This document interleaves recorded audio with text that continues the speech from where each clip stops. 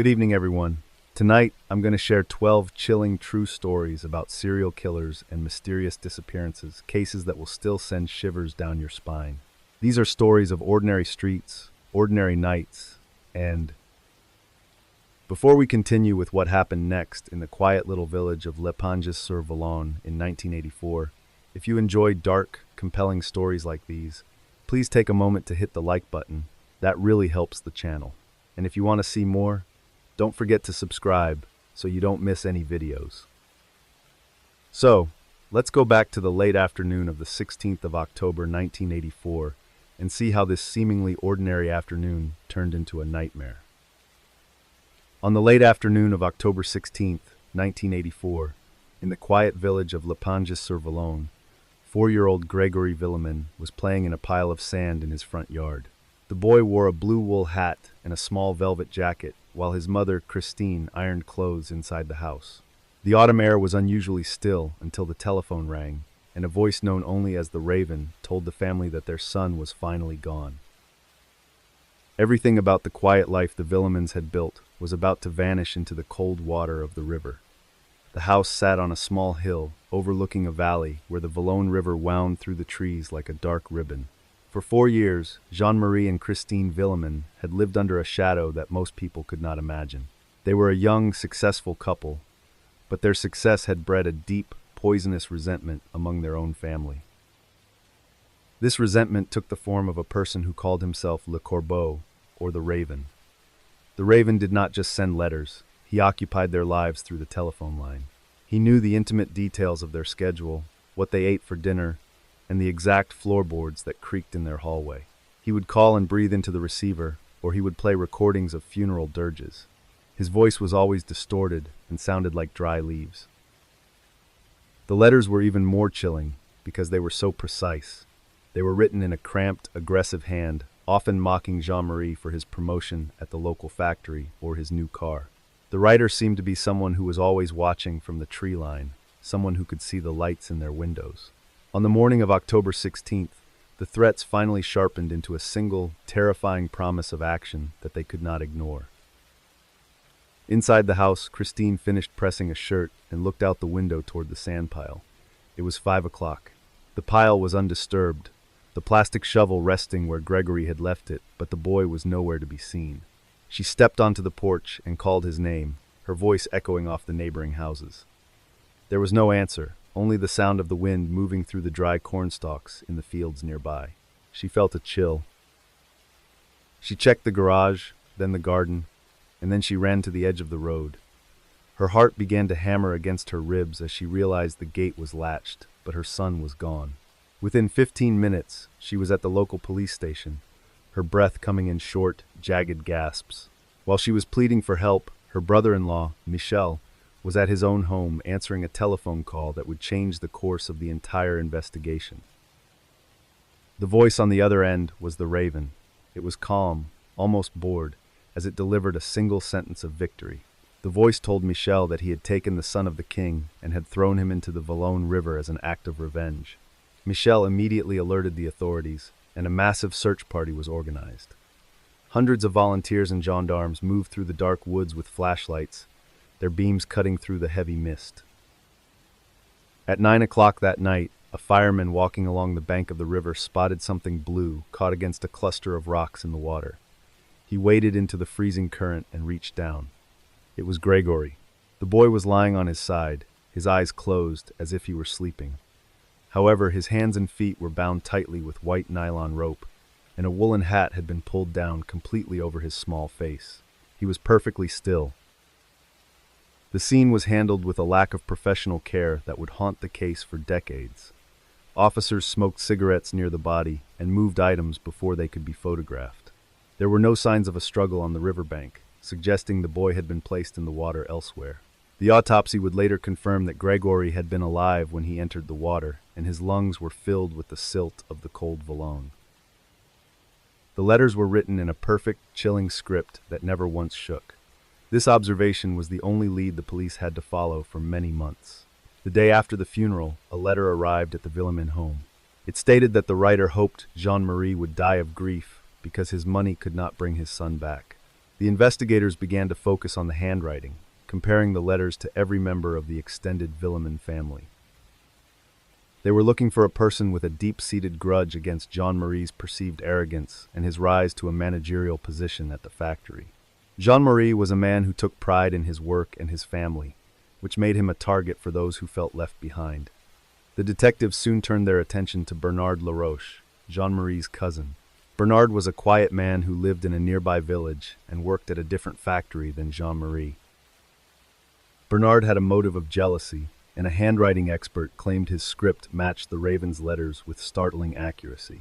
The case seemed to break wide open when Bernard's teenage sister-in-law, Mirella, spoke to the police.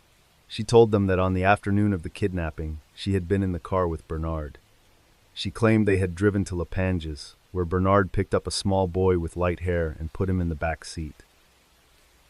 He drove to the river, got out with the child, and returned a few minutes later alone. It was a complete eyewitness account of the murder. Bernard Laroche was arrested, and the village felt a collective sense of relief, but it did not last. Within days, Mirella recanted her entire story. She appeared on television, surrounded by her family, claiming the police had pressured her into lying. Without her testimony, the physical evidence was weak. A judge ordered his release, and he returned to his home just a few miles from the Villemins.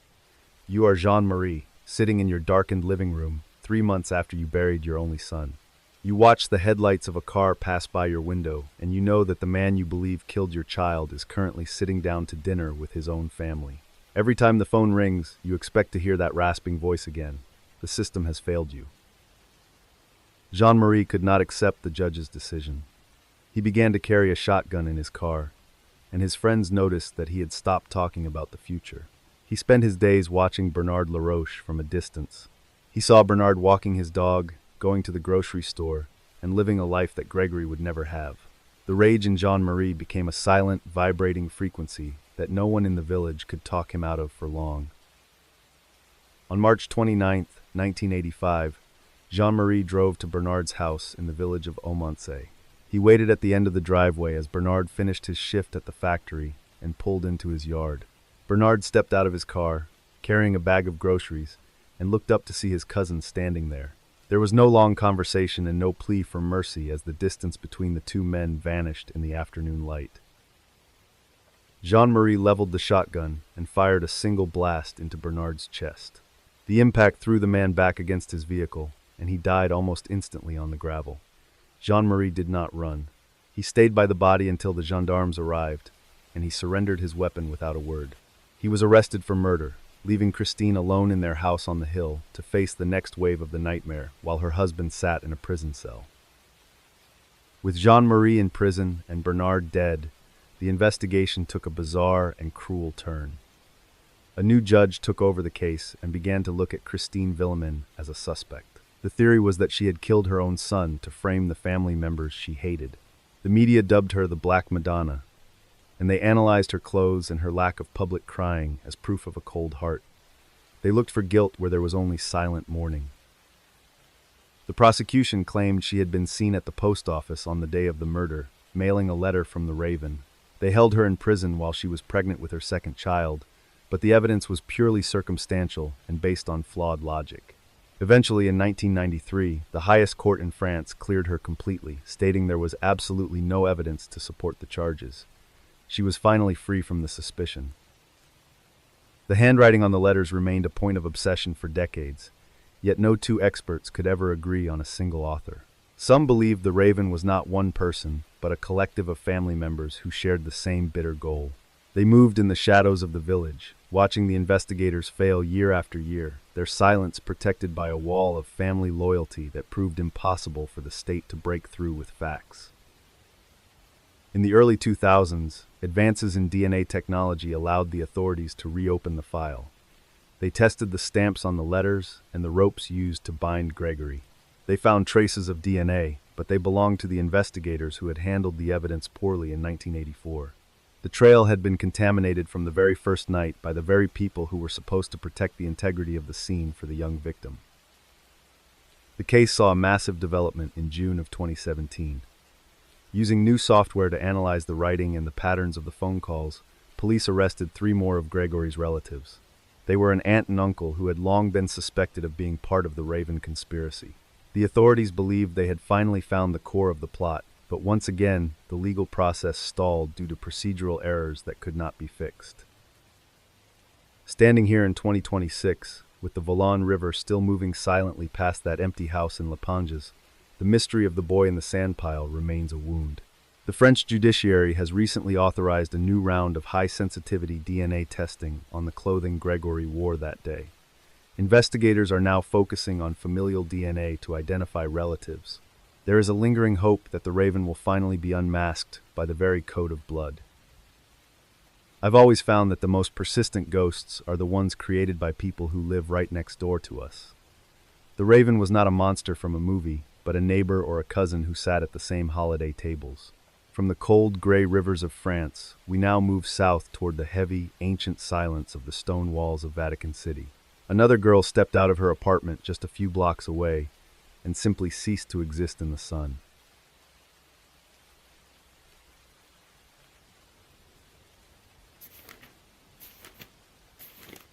On the warm afternoon of May 7th, 1983, in a modest apartment on Via Volturno in Rome, 15-year-old Mirella Gregori was sitting in the kitchen.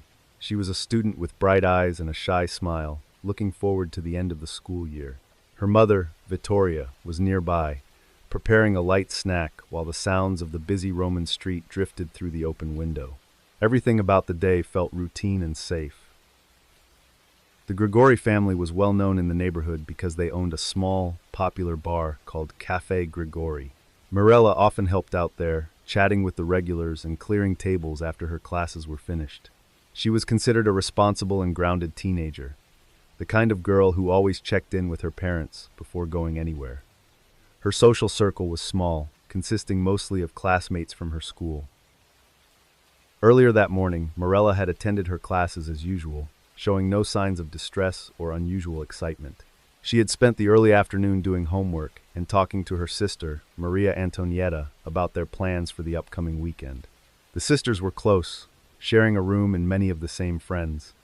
There was a sense of stability in the apartment that afternoon, a quiet confidence in the predictable rhythm of their lives. At approximately 3:30 in the afternoon, the steady hum of the household was interrupted by the buzzing of the building's intercom. Mirella stood up from the table and went to the handset mounted on the wall near the front door. She listened for a moment and then spoke into the receiver, her voice sounding surprised but cheerful. She turned to her mother and explained that a boy from her school named Alessandro was downstairs. Vittoria watched as her daughter quickly smoothed her hair and grabbed a light sweater. Mirella told her mother that Alessandro wanted to talk to her for just 10 minutes about a school project. She promised she would be right back and that she would not leave the immediate area in front of the building. With a quick wave, she stepped out into the hallway, and the heavy apartment door clicked shut behind her. Vittoria went back to her work, occasionally glancing at the clock on the wall. 10 minutes passed, then 20, then 30. She expected to hear the familiar sound of Mirella's key in the lock or the intercom buzzing again, but the apartment remained silent. At first, she assumed the teenagers had simply lost track of time, or had walked to the corner to get a gelato, but a nagging sense of unease began to grow. By 5 o'clock, the unease had turned into a sharp, cold fear. Vittoria went down to the street and looked in both directions, calling Mirella's name, but the sidewalk was filled only with strangers. She walked to the nearby park and then to the family bar, hoping to find her daughter there. No one had seen the girl since she had stepped out of the apartment building 2 hours earlier. The 10-minute conversation had turned into a disappearance. When Mirella's father and sister joined the search, they started by contacting Alessandro, the boy Mirella had named. When they finally reached him, the investigation took its first disturbing turn. Alessandro was confused by their questions. He told them that he had been at home all afternoon on the other side of the city. He had not gone to Via Volturno, he had not pressed the intercom, and he had not spoken to Mirella that day. The family realized that someone had used Alessandro's name as a lure, knowing that Mirella would recognize it and feel safe coming downstairs. This suggested that the person behind the intercom was not a stranger, but someone who had been watching Mirella and knew who her friends were. They had calculated exactly what name to use to get her to open the door and walk out into the street without any hesitation or suspicion. You are sitting at the kitchen table, staring at the telephone, waiting for a ring that will tell you your daughter is just running late. Every second that the plastic remains silent feels like a physical weight pressing down on your chest. You realize that the person who pressed the intercom button did not just take a girl, they took the air out of the room. You find yourself looking at the handset on the wall as if it were a poisonous object. The police were notified, but in 1983, the disappearance of a teenager was often dismissed as a simple case of a runaway. The authorities suggested that Mirella might have gone to a party or had a secret boyfriend. However, her family insisted that she had left her wallet, her identification, and all of her money in her room. She had walked out with nothing but her clothes and the keys to the apartment. The case took on a much darker tone 40 days later when another 15-year-old girl, Emanuela Orlandi, vanished under similar circumstances. Unlike Mirella, Emanuela was a citizen of Vatican City, and her disappearance triggered an international scandal involving the Pope and the Italian government. The two cases were soon linked by the media and the investigators, who believed a single organization might be responsible for both kidnappings. The Gregori family began to receive strange, anonymous telephone calls. The callers claimed to represent a group called the Grey Wolves, the same organization that had attempted to assassinate Pope John Paul II 2 years earlier.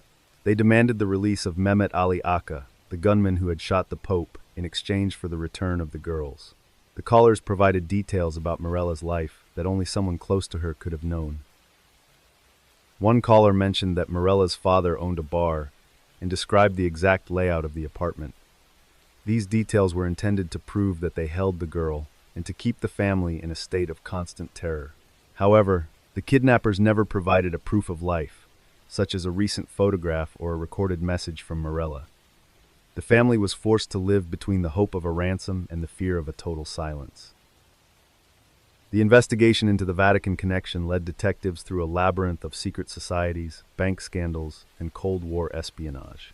Some theories suggested that the girls were taken to exert pressure on the Vatican's finances, while others believed they were victims of a much more local, predatory crime. Despite the complexity of the political theories, the physical evidence of Mirella's whereabouts remained non-existent. Years later, a former member of the Italian Secret Service came forward with a claim that Mirella had been kidnapped by a specific unit to test the reaction of the Italian police. He suggested that her disappearance was a dry run for the Orlandi kidnapping. This whistleblower provided locations where he claimed the girls had been held, but when the police searched the sites, they found nothing but empty rooms and old dust.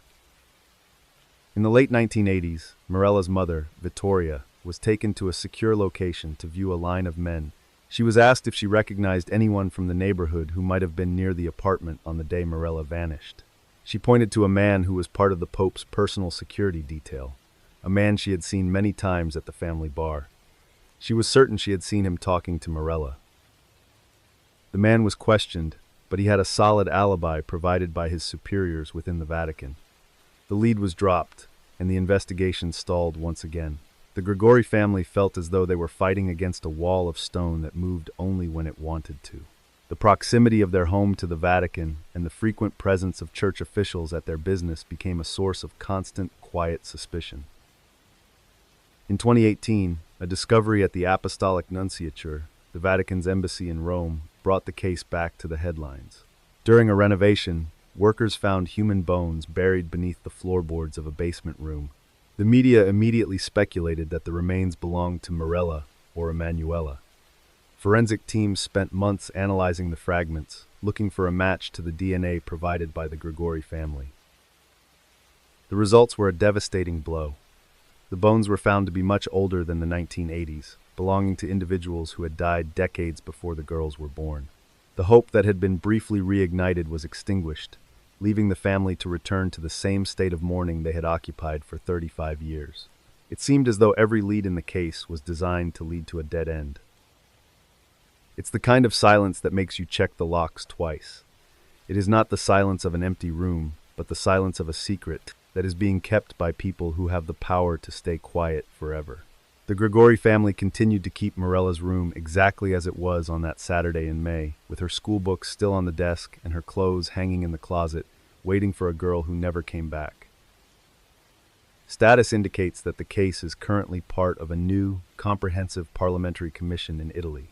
This commission was established in 2024 to investigate both the Orlandi and Gregori disappearances with full subpoena power. Investigators are now using digital enhancement on old surveillance photos and re-interviewing retired officers who were silenced in the 80s. The case is classified as an active abduction investigation. I've always found that the most terrifying mysteries are the ones that happen in the middle of a crowded city during the day. Mirella Gregori did not vanish in a dark forest, but in the heart of Rome, surrounded by thousands of people. While a young girl vanished into total silence in Italy, a high-profile target was being watched through a glass lens in Texas, where the law was about to be challenged. The American South in the early 1980s was a place where the lines between the government and the underworld were being violently redrawn. In San Antonio, a federal judge who was known for his uncompromising stance on drug traffickers was about to find out that his reputation had made him a marked man. The silence of Rome would soon be replaced by the sharp crack of a rifle.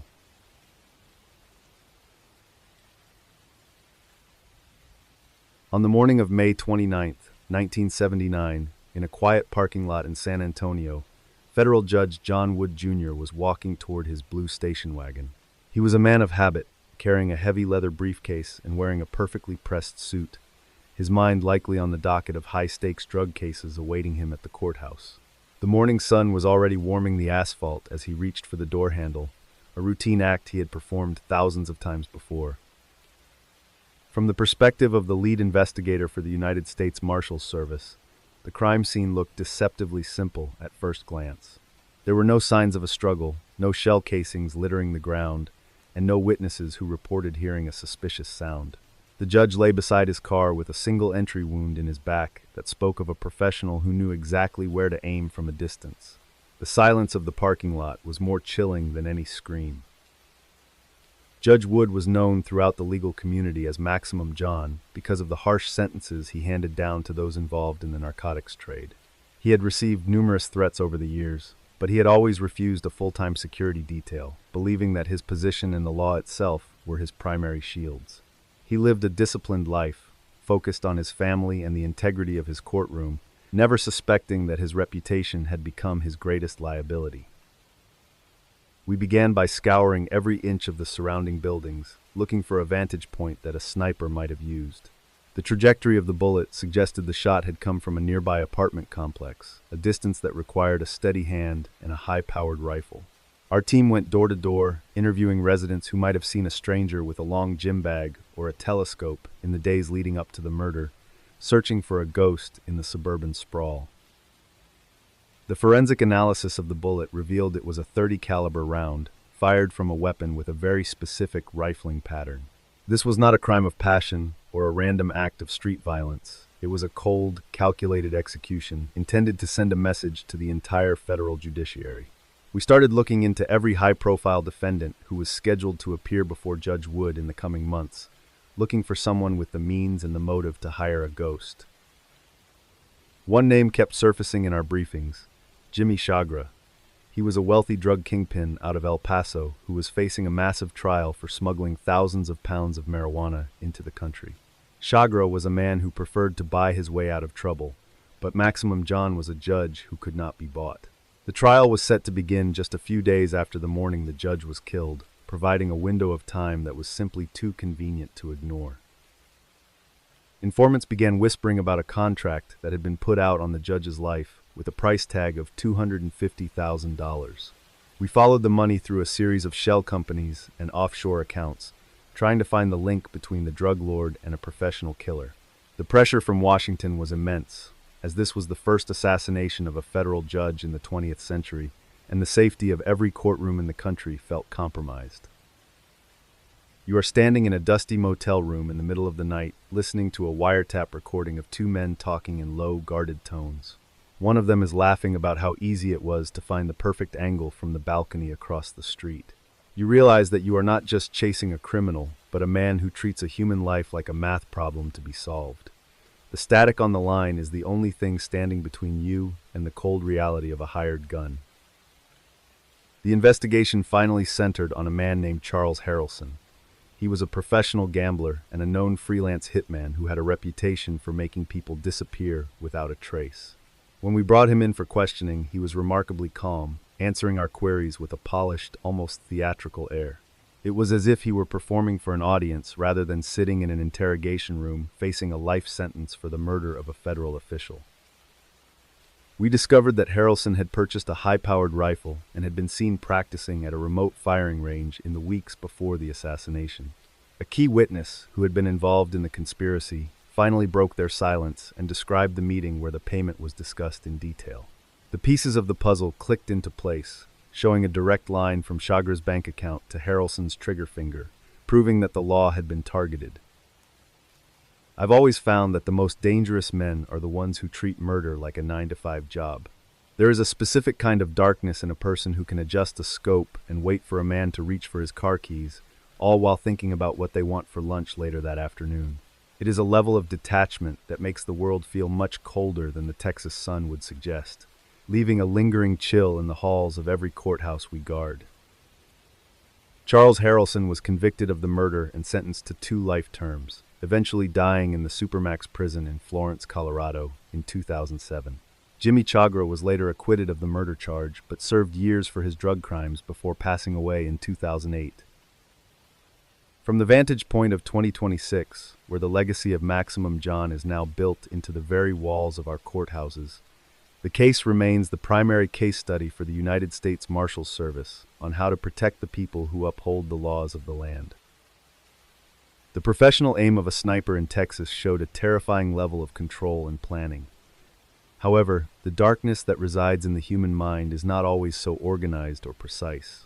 From the silent, calculated shadows of San Antonio, we move to the chaotic and senseless rage of a man in Southern California who decided his hunting season had finally begun. He did not care about a single target, only about the amount of damage he could do before the sun went down.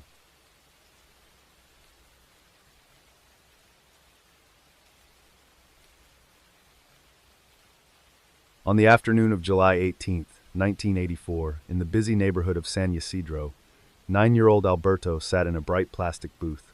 He dipped a golden French fry into a pool of red ketchup, while his mother adjusted the napkins on the tray.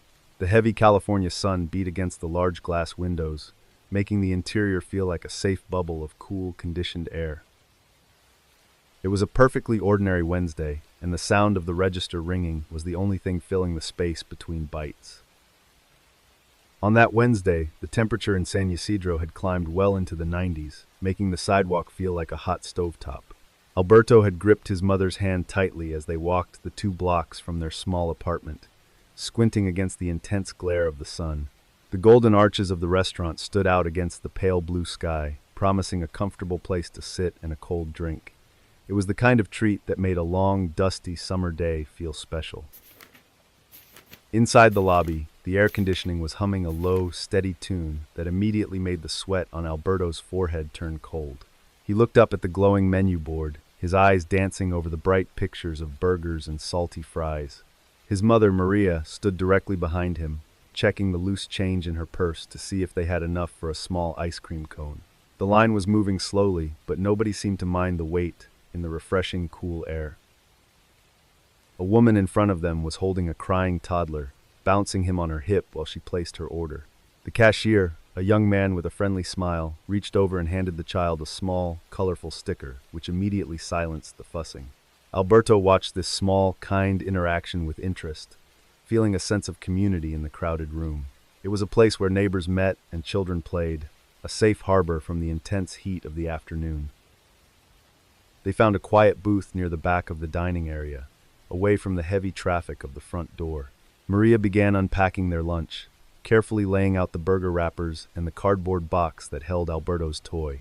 She talked quietly about the grocery list she still needed to finish once they were done eating. Alberto listened to her voice, a familiar and soothing sound that blended with the clinking of ice and the low chatter of the other families nearby. At the next table, a group of 5 teenagers were laughing and sharing a large soda, their voices rising and falling in a cheerful rhythm. They were animatedly discussing a movie they had all seen the night before at the local theater. The restaurant was nearly full of workers taking a late lunch break and parents looking for a moment of rest. A young employee was busily mopping a small spill near the counter, whistling a catchy tune that Alberto recognized from the radio.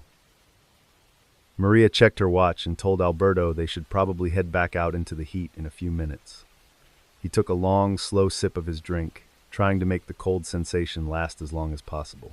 He looked out through the glass at the parking lot and saw a man parking a dark, dusty sedan near the entrance. The man seemed to be moving with a heavy, deliberate slowness, as if he were carrying an invisible weight on his tired shoulders. Alberto didn't think much of the man, returning his full attention to the small plastic dinosaur that had come inside his meal box. He moved the toy across the table, making it walk over a mountain made of crumpled napkins. His mother smiled at him, her eyes soft and relaxed as she enjoyed the brief moment of quiet. Neither of them noticed the man from the sedan was now standing near the glass doors, adjusting a large, heavy bag he carried over one arm. Outside, James Huberty was checking his equipment with a cold, mechanical precision that felt out of place in the bright sunlight. He had told his wife earlier that morning that he was going hunting for humans, but she had dismissed it as another one of his angry outbursts. James had recently lost his job and felt like the society around him was a machine he no longer understood. He adjusted his dark pants and stepped toward the entrance, his face set in a pale mask. The man walked through the front doors carrying a long-barreled weapon and a semi-automatic rifle in his steady hands.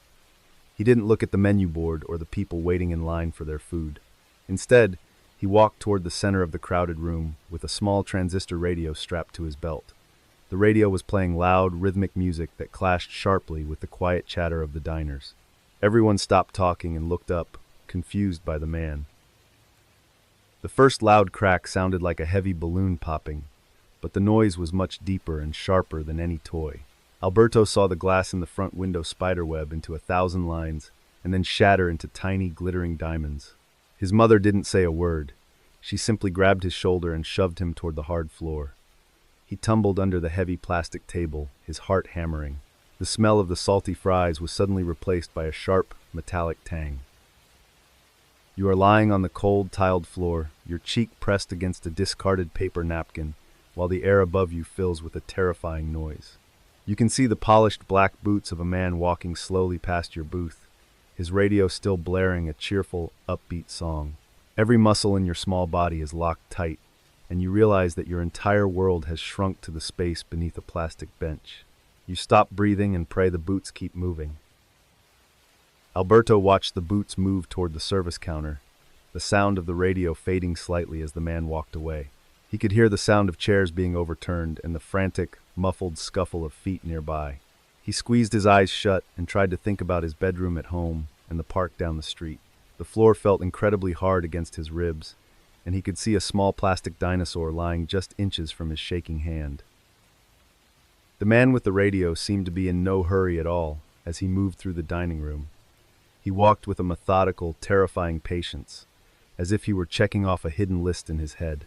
Alberto could hear his mother's heavy, jagged breathing beside him, a rhythmic sound that was the only thing keeping him from screaming out loud. They stayed perfectly still as the minutes stretched into what felt like a lifetime of waiting in the shadows. Outside, the first police officers arrived on the scene, but they were initially very confused by the scale of the situation. They believed they were dealing with a single sniper located in a nearby apartment building, not a gunman inside the restaurant. This misunderstanding led to a tactical delay that allowed the siege to continue for over an hour. The street was quickly blocked off, and a crowd of panicked neighbors began to gather behind the thin yellow tape. James Huberty had actually tried to prevent this moment of total collapse just 24 hours earlier. On Tuesday afternoon, he had called a mental health clinic in San Diego, asking the receptionist for an urgent appointment.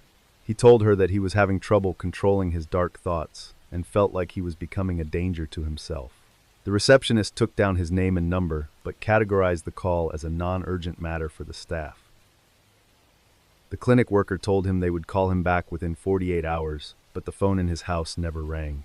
If that phone call had been handled with more urgency, 21 people might have gone home to their families that night. Instead, James spent the evening sitting on his porch, waiting for a call that would never come. When the sun rose on Wednesday morning, he decided that he was tired of waiting for a world that was not interested. He began loading his magazines and cleaning his heavy weapons, focusing all of his internal frustration into a single, violent plan of action. He felt a strange sense of clarity as he packed his bags and walked toward the car. The lack of a response from the clinic was the final proof he needed that the systems of the world had failed him.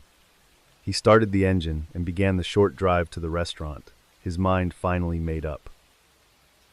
Inside the McDonald's, a SWAT sniper named Charles Foster finally found a clear vantage point on the roof of a nearby post office. He adjusted the glass scope on his rifle and waited for the gunman to move into his narrow field of vision.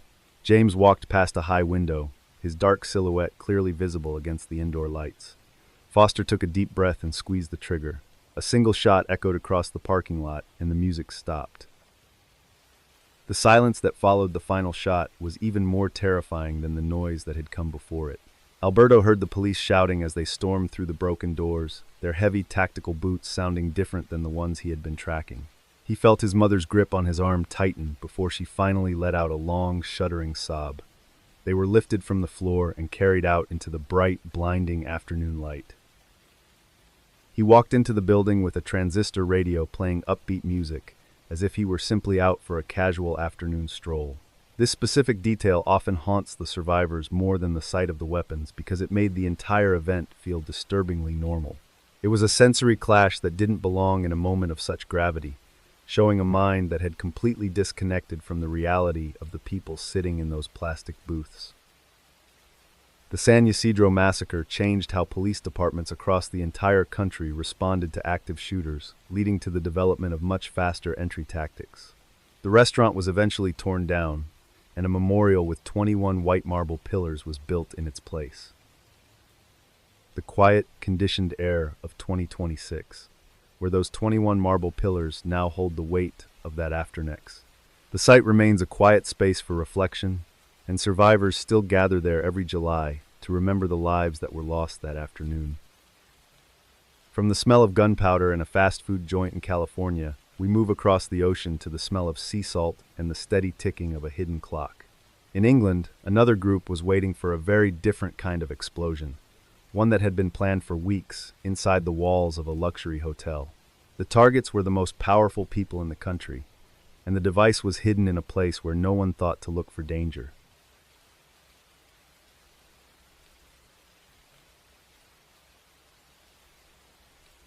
On the chilly night of October 12th, 1984, the Grand Hotel in Brighton was a hive of activity.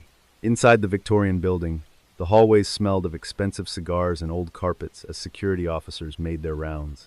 They felt safe. Most of the powerful leaders of the British government were finishing their drinks or retiring to their suites, never noticing the faint, rhythmic ticking coming from deep within the plumbing. The hotel was a masterpiece of 19th century architecture, with grand staircases and high, ornate ceilings. Massive chandeliers hung in the lobby, casting a warm, amber glow over the plush red velvet furniture. It was a place designed for comfort and prestige. The walls were thick enough to dampen the sound of the wind, making the interior feel like a fortress against the unpredictable weather of the English coast. I moved through the 5th floor, my shoes clicking softly on the polished wood. The hotel was packed with delegates for the Conservative Party conference, and the energy in the air was electric with political debate. I checked the heavy fire exits and scanned the faces of the late-night revelers, looking for anything out of place. Everything seemed perfectly normal, from the heavy drapes in the lobby to the quiet hum of the elevators. I adjusted my jacket and walked toward the end of the long corridor, noting the room numbers as I passed. The brass plates on the doors glittered under the soft lighting of the hallway lamps. There was a sense of order here that felt permanent. Each door led to a world of luxury, where the most influential people in the country were resting, oblivious to the fact that the building's structural integrity was already compromised. The energy of the conference was palpable, even at this late hour.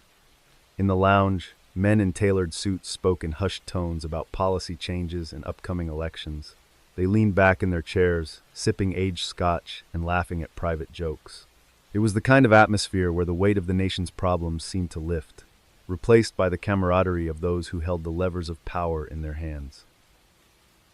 Margaret Thatcher, the the Prime Minister, was in her first-floor suite, still working on her speech for the following morning. She sat at a small desk, her pen moving quickly across the paper, while her husband, Denis, slept in the next room. She was known for her tireless work ethic, often staying up until the early hours to perfect every word. The suite was filled with the soft rustle of documents and the occasional clink of a teacup. Dennis Thatcher had already retired for the evening, his breathing steady and slow in the bedroom. He was a man who preferred the quiet life, supporting his wife from the shadows while she navigated the storms of public office. The bedroom was a sanctuary of peace within the busy hotel. The heavy wooden door between the living room and the sleeping quarters was shut tight, providing a layer of privacy and a sense of total security. Outside the hotel, the English Channel churned against the shore, sending a spray of cold salt water against the darkened windows. The sound of the waves was a rhythmic, crashing melody that usually put the guests to sleep. It was a scene of intense focus and relative peace, tucked away from the prying eyes of the public and the press. The world outside was vast and wild, but inside the Grand Hotel, everything was controlled and calm. 3 weeks earlier, a man named Roy Walsh had checked into room 629. He arrived with a single suitcase and a polite demeanor that didn't attract any unwanted attention from the staff. He was a ghost in the system, a man who understood that the best way to hide was to look like everyone else. He spent most of his time behind a locked door, working with a quiet, focused energy that no one could have suspected. Walsh spent hours in the bathroom of his suite, carefully unscrewing the access panel located beneath the heavy porcelain bathtub. He moved with the precision of a surgeon, making sure not to leave any visible marks on the white tiles. Behind the panel lay a hollow space where the pipes connected to the main structure of the building. It was the perfect hiding place for a secret that was designed to wait for the exact right moment to be revealed. He carefully placed a 5-pound gelignite charge against the inner wall, securing it with tape and wire. The explosive was a stable, grayish substance that looked harmless to the untrained eye. However, it held enough power to flatten several rooms and send a shockwave through the entire foundation of the hotel. He checked his work twice, ensuring that the package was nestled deep within the structural heart of the Grand Hotel. The device he connected to the gelignite was a sophisticated Villemin long-delay electronic circuit. It was a piece of technology that could count down for several weeks without making a single audible sound. He had spent months testing the circuit to ensure its reliability under various conditions. This was not a crude pipe bomb. It was a high-level engineering project designed to strike at the very center of the British government. He set the clock for 24 days, 6 hours, and 36 minutes. He calculated the time so that the explosion would occur during the final night of the party conference. He knew exactly who would be in the building and where they would most likely be standing. Once the timer was active, he replaced the bathroom panel and wiped down the surfaces. He walked out of the hotel, paid his bill in cash, and vanished into the city. For 24 days, the bomb sat in total darkness, while the guests of room 629 came and went. Families bathed in that tub and businessmen brushed their teeth, never knowing that a lethal charge was resting just inches from their feet. The hotel staff cleaned the room and changed the linens, maintaining the illusion of a safe and clean environment. The silent countdown continued, tick by electronic tick, in the shadows. You are lying in bed in the early morning hours, the sound of the sea finally fading as you drift into a deep sleep. The hotel is quiet now. You feel the weight of the blankets and the softness of the pillow, thinking about the busy day ahead. Then, the floor beneath you suddenly feels like it is made of water, and the ceiling begins to move in a way it should not. You realize in an instant that the world is no longer steady beneath your feet. At precisely 2:54 in the morning, the electronic countdown reached its final zero. The gelignite charge detonated with a sudden, violent force that pushed the walls outward. The explosion was contained within the bathroom of room 629, but the pressure had nowhere to go but down. It acted like a high-velocity punch, shattering the support beams and sending a wave of destruction through the vertical center of the hotel. It is a sobering thought to realize that sometimes safety is just an illusion of timing. We walk through these grand spaces together, believing the walls are solid and the floors are permanent. A single hidden wire can turn a palace into a tomb. It makes us wonder how many silent clocks are currently ticking in the places where we feel the most secure tonight. The fragility of our world is something we only notice once it is gone. The massive brick chimney stack at the top of the building was shattered by the initial blast. 5 tons of masonry and debris began to fall, gaining speed as they crashed through the roof and into the upper floors. The sound was a deafening roar that swallowed every other noise in the building. It sounded like a freight train was moving through the hallways, crushing everything in its path as it descended toward the lower levels. The middle section of the hotel simply vanished as the floors pancaked one on top of another. Dust and smoke filled the air, turning the grand corridors into a dark and suffocating maze. The smell of burning electric wires and pulverized stone was overwhelming. People woke up in total darkness, pinned beneath furniture and concrete, unable to understand how their world had collapsed so quickly. The Victorian fortress had been torn open from the inside. Margaret Thatcher's suite was directly in the path of the falling debris. The bathroom where she had been standing just minutes earlier was completely demolished, reduced to a pile of jagged tiles and broken pipes. If she had been brushing her teeth or washing her face at that exact moment, she would have been killed instantly. The explosion had missed the most powerful woman in the country by a distance of only a few feet of plaster. She emerged from the smoke-filled living area with her husband, Dennis, both of them covered in a fine layer of white plaster dust. Her evening gown was ruined, but her composure remained intact as she stepped over the rubble in her hallway. She was led out of the building by her security detail, refusing to show any sign of panic to the gathered crowds. She went straight to the local police station to continue her work, showing a defiance that would define her career. Outside, the scene was one of absolute chaos as rescuers began to arrive. Firemen and police officers used their bare hands to pull people from the jagged wreckage. They worked by the light of portable flood lamps, their faces grim as they realized the extent of the damage. They moved with a desperate urgency, calling out into the gaps in the stone, hoping to hear a voice responding from the darkness. The sea air was thick with the scent of ruin. 5 people lost their lives that night, including a member of parliament and several wives of the delegates. 31 others were seriously injured, some of them suffering from life-altering wounds caused by the falling masonry. The survivors were taken to nearby hospitals, their faces etched with the shock of what they had experienced.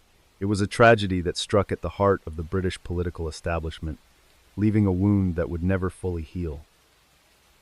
The Irish Republican Army quickly released a formal statement, claiming responsibility for the attack. They explained that they had been monitoring the hotel for months and had planned the assassination with great care.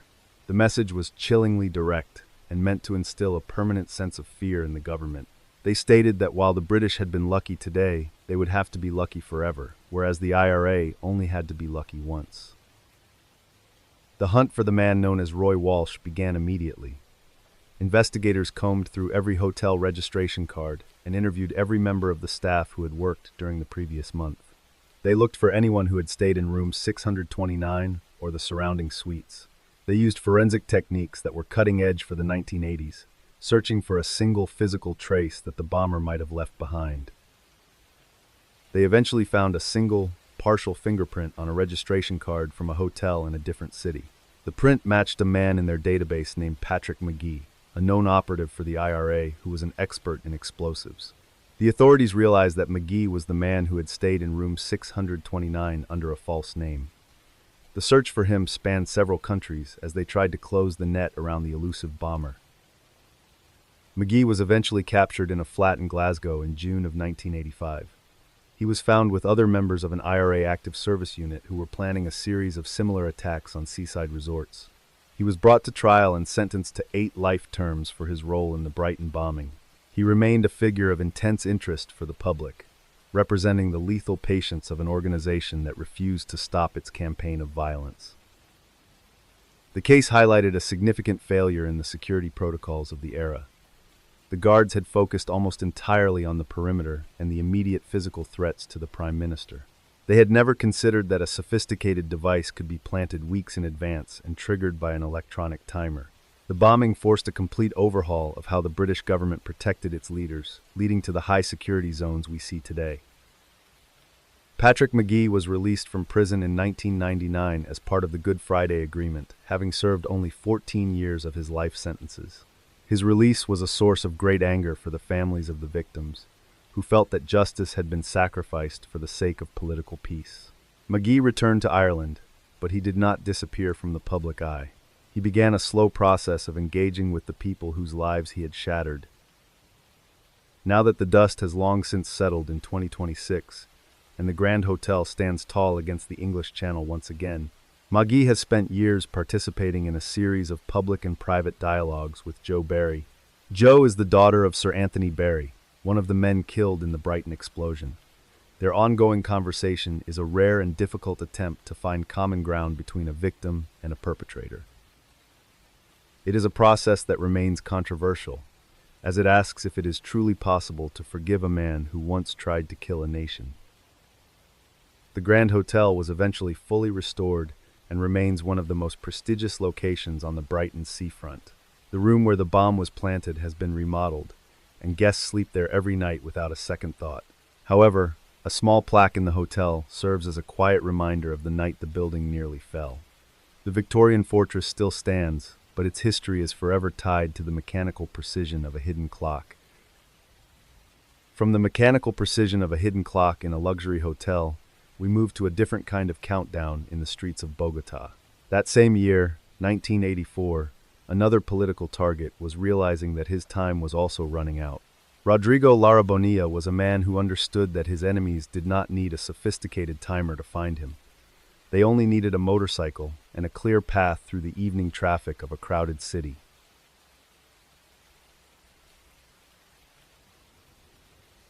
On the evening of April 30th, 1984, in the dense, swirling traffic of Bogota, 40-year-old Rodrigo Lara Bonilla sat in the back of his white Mercedes-Benz. He was the Minister of Justice for Colombia, a man whose sharp suits and steady gaze mirrored his reputation for being unshakable. As the car crawled through the northern district, Rodrigo adjusted his glasses and looked at the heavy stack of documents in his lap. The city outside was alive with the sound of honking horns and the smell of exhaust, a normal Monday rush hour that felt deceptively permanent. The interior of the Mercedes was a quiet sanctuary of leather and polished wood, a stark contrast to the humidity of the Colombian evening. Rodrigo was a man who appreciated order, having spent his career climbing the ranks of the law with a single-minded focus on transparency.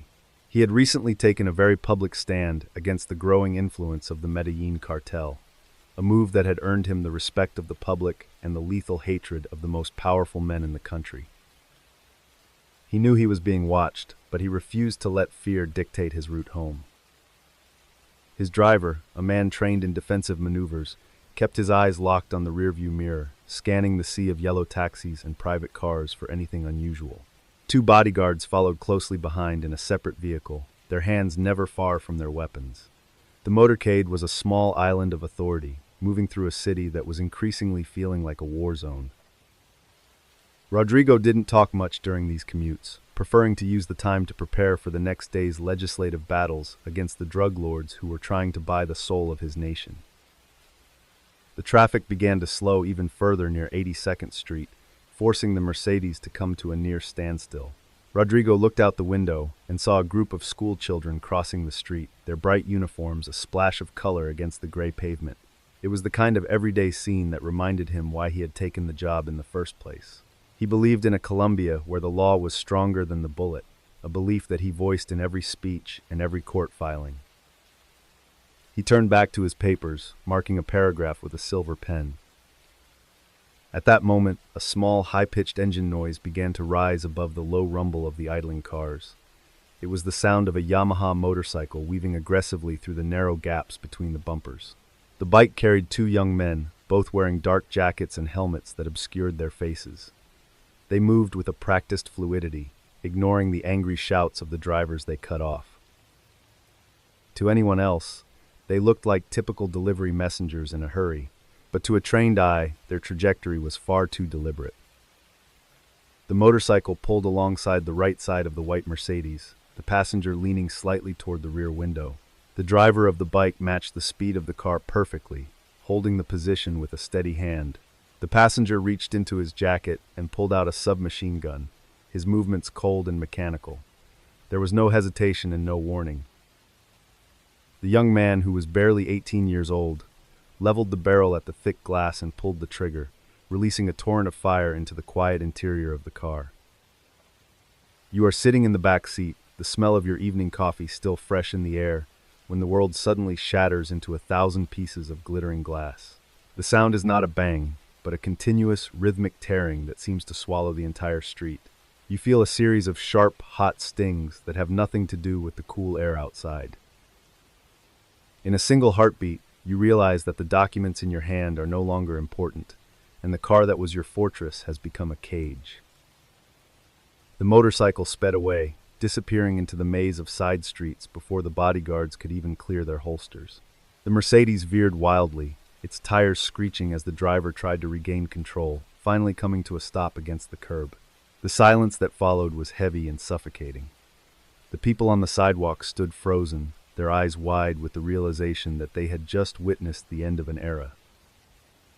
The white car sat under the street lamps, its doors riddled with holes that told a story of absolute ruthlessness. I think courage often looks like a man getting into a car he knows he might not get out of. We often talk about heroes as if they are invincible, but the real ones are the people who feel the cold weight of the threat every morning and choose to turn the ignition anyway. Rodrigo Lara Bonilla didn't have a shield. He only had his signature on a few pieces of paper that said no. It turns out that in 1984, that was the most dangerous word in the Spanish language. The assassination was ordered by Pablo Escobar himself, a direct response to the minister's successful campaign to expose Escobar's criminal background in Congress. The hit was carried out by a young sicario named Ivan Dario Guisado, who was killed by the bodyguards just minutes after the attack.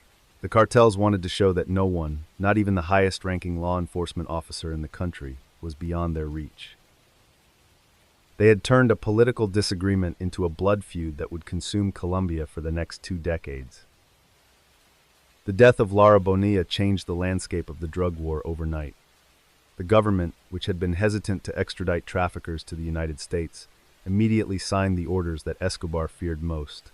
This sparked the extraditables movement, where the cartels began a campaign of bombings and kidnappings with the slogan, "We prefer a grave in Colombia to a cell in the United States." The murder of one man had removed the last barrier between the state and total, unrestricted narco-terrorism. Following the assassination, the top leaders of the Medellin cartel, including Escobar and the Ochoa brothers, fled the country to avoid the immediate military crackdown. They sought refuge in Panama and eventually established new smuggling routes through Mexico, strengthening ties with local gangs that would later become the powerful Mexican cartels of today. The vacuum left by Lara Bonilla was filled by soldiers and smoke, as the nation realized that the rules of engagement had been permanently rewritten by the men on the motorcycle. Looking back from the perspective of 2026, as that white Mercedes-Benz sits scarred and silent in a museum, the site of the assassination in Bogotá is marked by a modest memorial, and the minister is remembered as a martyr for the rule of law. His son, Rodrigo Lara Restrepo, followed in his father's footsteps into politics, continuing to advocate for the principles that his father died for. The Mercedes-Benz, still bearing the scars of the attack, is preserved in a museum as a chilling reminder of the price of integrity. The case is taught in every Colombian law school as the moment the country lost its innocence. In Colombia, a minister died fighting the police's enemies, a clear line drawn between the law and the lawless. However, just across the border in Mexico, the lines were not so clear. That same year, the darkness was coming from the very people who were supposed to wear the badge. In the dusty hills of Acapulco, 17 farmers were about to discover that the most dangerous wolf in the woods was the one who carried a government-issued pistol.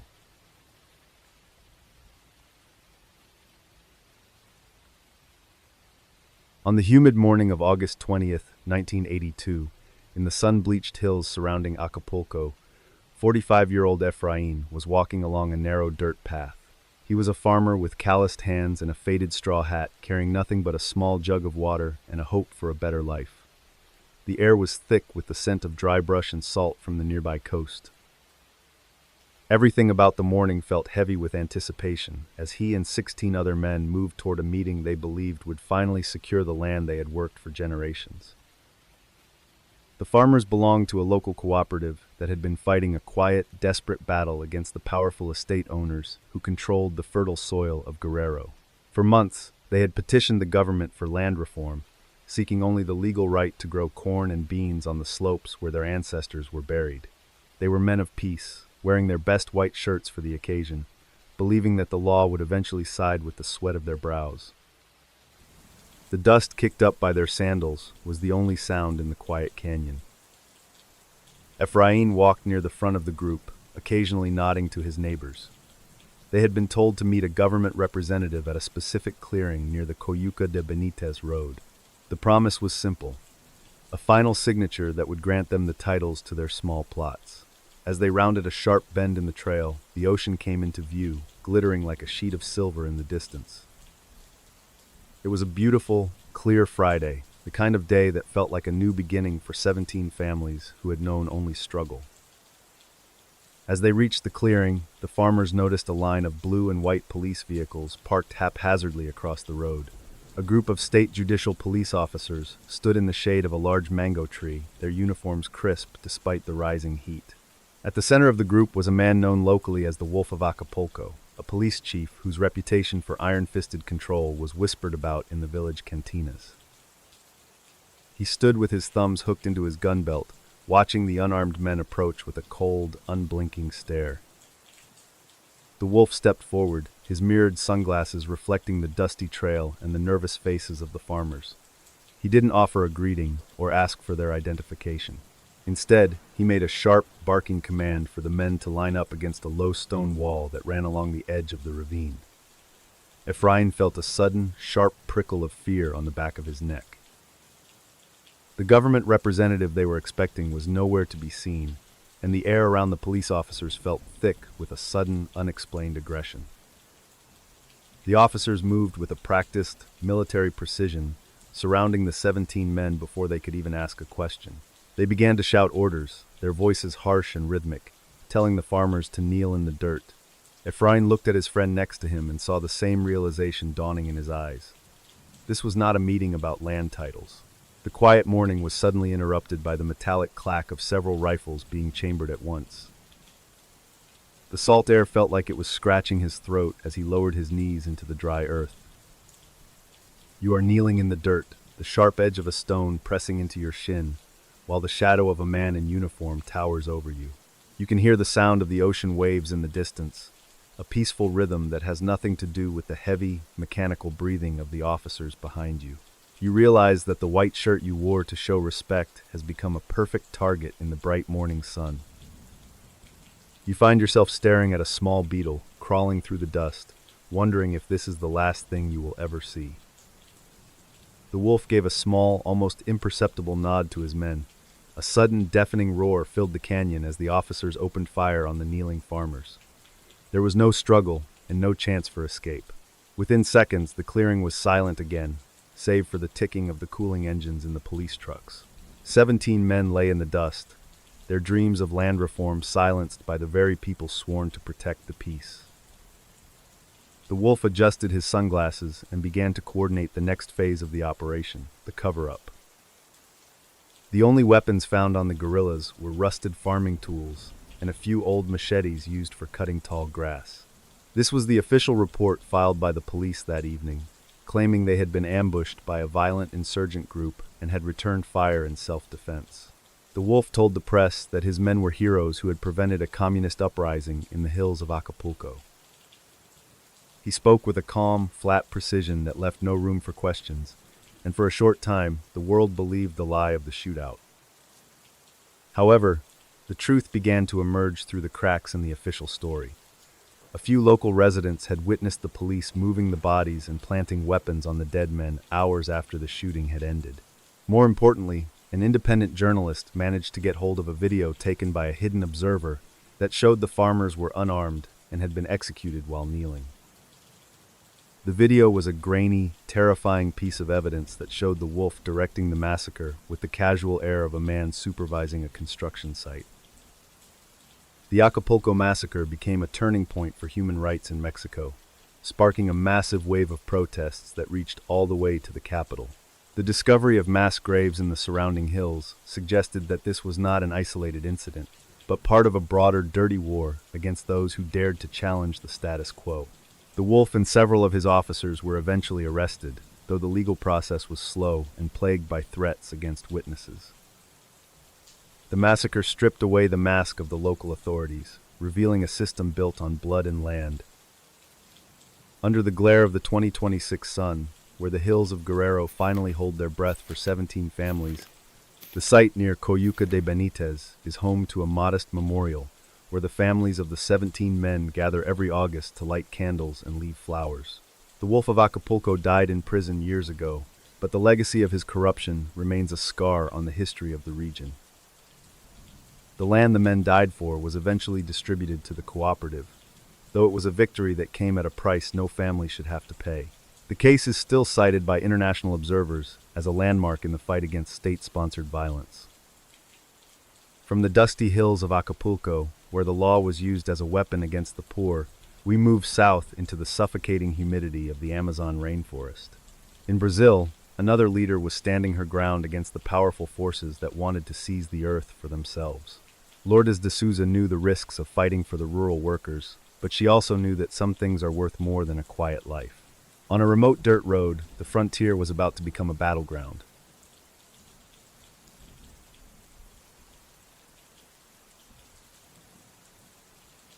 On the humid evening of November 25, 1982, in the sprawling, lawless frontier of Pará, Brazil, 43-year-old Lourdes de Souza was sitting in the back of a small, dusty transport truck. She was a labor leader with a weathered face and hands that had spent decades pulling life from the soil of the Amazon. As the truck bounced over the deep ruts of the Trans-Amazonian Highway, Lourdes adjusted her headscarf and looked out at the wall of emerald-green forest pressing against the road. The air was thick with the scent of wet earth and wood smoke, a heavy, familiar blanket that usually signaled the end of a long day of organizing. Lourdes was a woman of quiet, immovable strength who had become the voice for thousands of rural workers facing the violent expansion of massive cattle ranches. She spent her days traveling from one remote settlement to another, teaching farmers about their legal rights and helping them stand their ground against the gunmen hired by the latifundiarios, the powerful landowners. She knew that every speech she gave was a gamble, and every meeting she organized was a direct challenge to the men who believed they owned the horizon. Despite the mounting threats, she refused to travel with an armed guard, believing that her only protection was the truth of her cause. The truck carried a handful of other workers, their faces etched with the exhaustion of the harvest and the constant stress of the land disputes. They spoke in low, rhythmic tones about the recent arrival of a group of pistoleros, hired killers, who had been seen circling the nearby cooperative. Lourdes listened more than she talked, her eyes scanning the darkening tree line for any sign of movement. She was a woman who understood the language of the forest, the way the birds would suddenly go quiet when something unnatural was moving through the undergrowth. The vibration of the engine was the only thing keeping the silence of the jungle at bay. As the sun began to dip below the canopy, the world turned a deep, bruised purple, and the shadows across the road grew long and jagged. The driver of the truck, a young man who had grown up in the settlement, slowed down as they approached a narrow wooden bridge crossing a shallow creek. It was a bottleneck, a place where the forest leaned in so close that the branches brushed against the sides of the vehicle. Lourdes felt a sudden, cold weight in her stomach, a primitive instinct that told her the rhythm of the evening had been broken. She gripped the wooden rail of the truck bed, her knuckles turning white in the fading light. Suddenly, two dark figures stepped out from behind a massive mahogany tree, their silhouettes sharp against the pale dirt of the road. They weren't carrying farming tools or bags of grain. They were holding long-barreled shotguns with a casual, terrifying familiarity. The driver slammed on the brakes, sending a cloud of red dust swirling into the air and tossing the passengers forward. The forest was no longer a sanctuary of nature. It had become a calculated trap, and the road back to the village was blocked by men who were paid to ensure that the voice of the workers was finally silenced. The gunmen moved with a slow, predatory confidence, their boots crunching on the gravel as they approached the side of the truck. They didn't shout or make demands. They simply looked at the huddle of workers until their eyes settled on Lourdes. One of the men reached out and gripped the edge of the metal siding, his face a blank mask of professional indifference. Lourdes stood up slowly, her gaze steady and her back straight, refusing to show the men the fear that was currently roaring in her ears. She knew exactly why they were there, and she knew that the law in Para was currently standing several miles away, looking in the other direction. You are standing in the back of that truck, the smell of diesel exhaust mixing with the sweet rotting scent of the jungle, while a man points a cold steel barrel at your heart. You can hear the frantic chirping of the cicadas, a sound so loud it feels like it might split your head open. You realize that the hundreds of miles of forest surrounding you are not a wilderness, but a witness that will never speak. In this moment, you understand that your life is being weighed against the price of a few thousand acres of grass, and the scale is already tipped against you. The lead gunman didn't say a word as he leveled his weapon and fired a single, devastating blast. The sound was a thunderclap that echoed through the trees, scattering the macaws from their roosts in a panicked cloud of color. Lourdes fell back against the wooden slats, the world around her dissolving into a blur of green and gray. The gunman turned and vanished back into the shadows of the Amazon as quickly as they had appeared, leaving the truck idling in the middle of the bridge. The silence that returned to the forest was different now. It was heavy, permanent, and stained with the blood of a woman who had dared to dream of justice.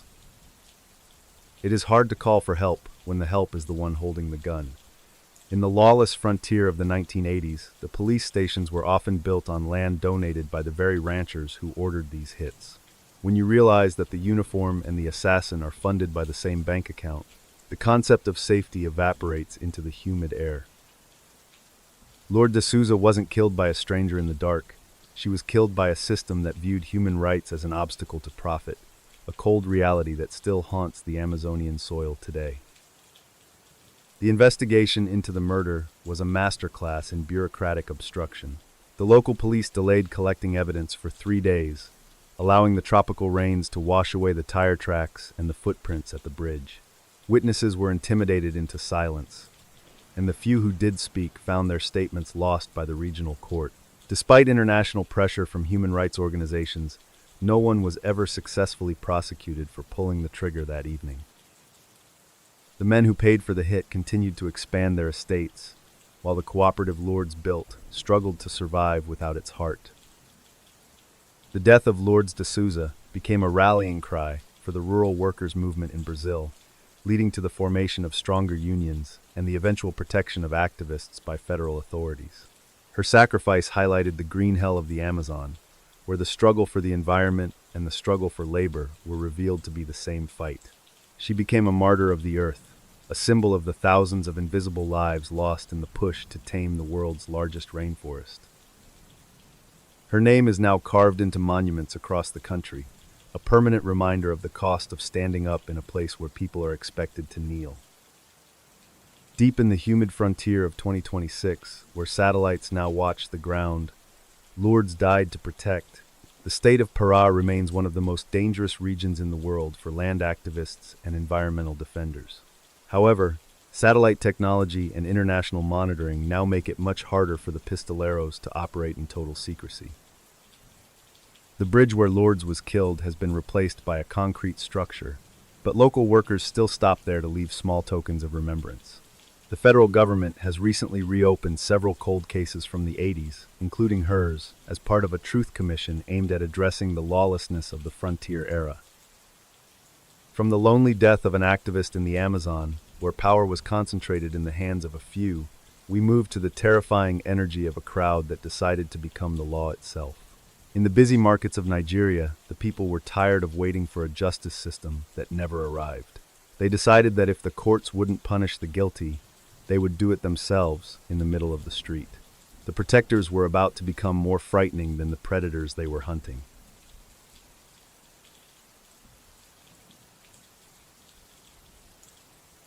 On the sweltering morning of July 14, 1983, in the sprawling labyrinth of the Onitsha main market in Nigeria, 38-year-old Obi was unlocking his small textile stall.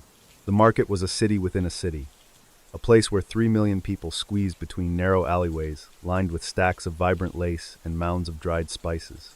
The air was a thick soup of dust, diesel fumes, and the sharp scent of fermented locust beans. Everything about the morning felt like a powder keg, the kind of heat that made people's tempers as thin as a single thread of silk. Obi was a man who valued the quiet, steady rhythm of trade, having spent 20 years building his reputation as an honest businessman. He lived in constant fear of the armed robbers, gangs of young men who would storm the market with machetes and locally made pistols to strip a merchant of a month's earnings in seconds.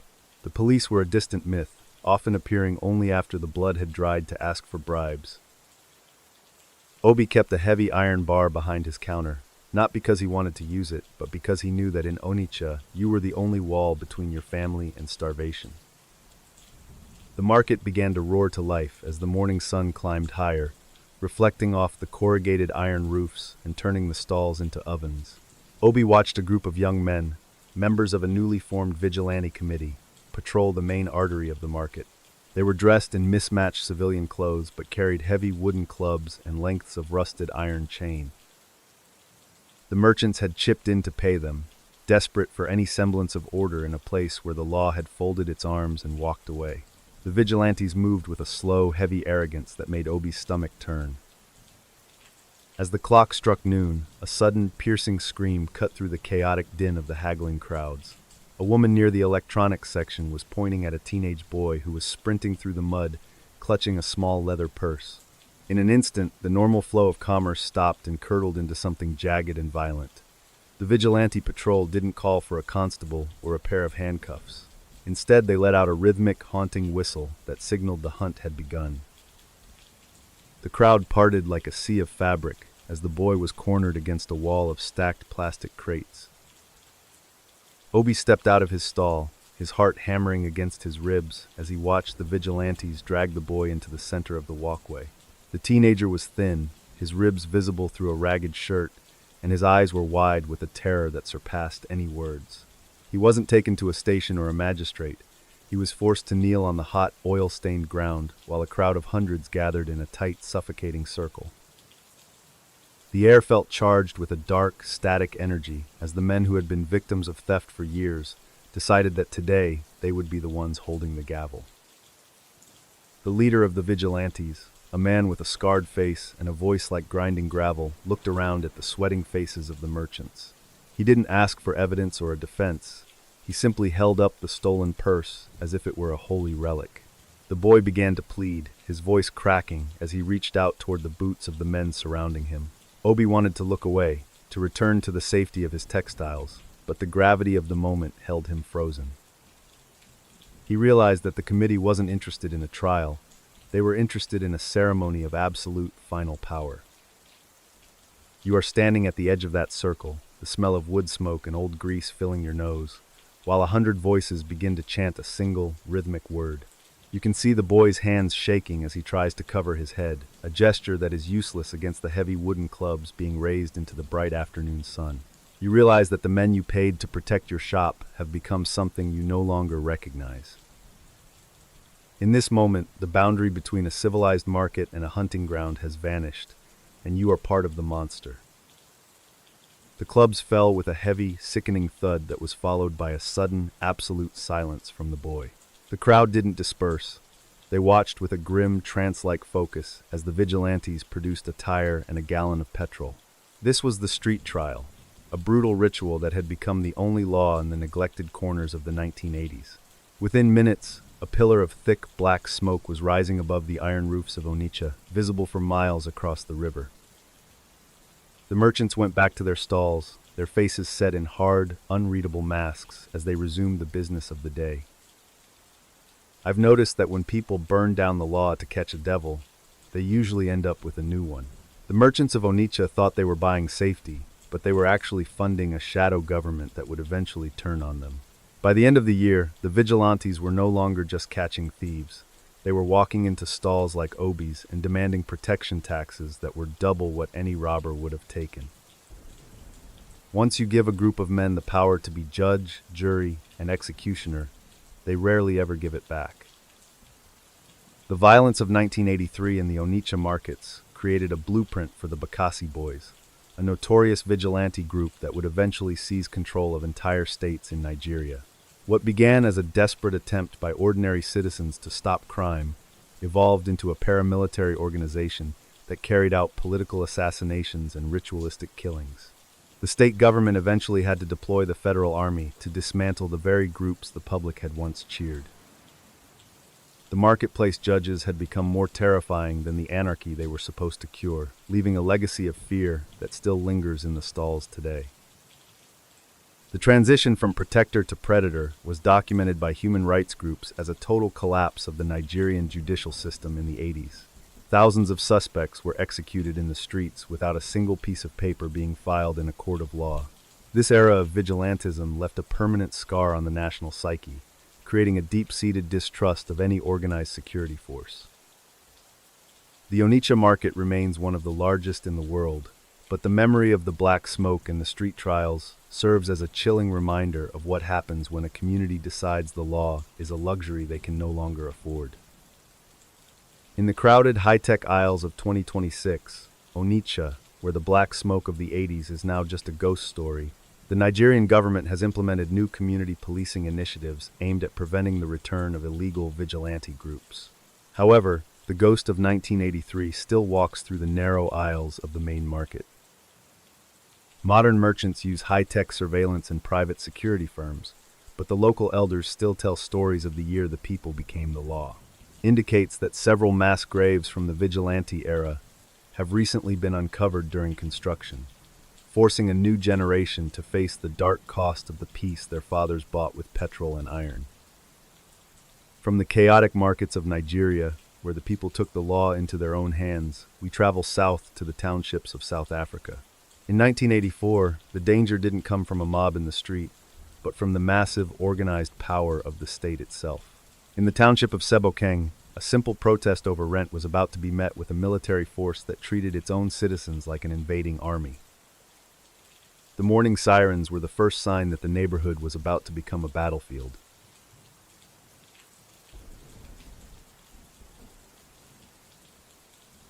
On the freezing morning of September 3rd, 1984, in the sprawling township of Sebokeng, South Africa, 22-year-old Thabo was adjusting the heavy metal latch on his front door.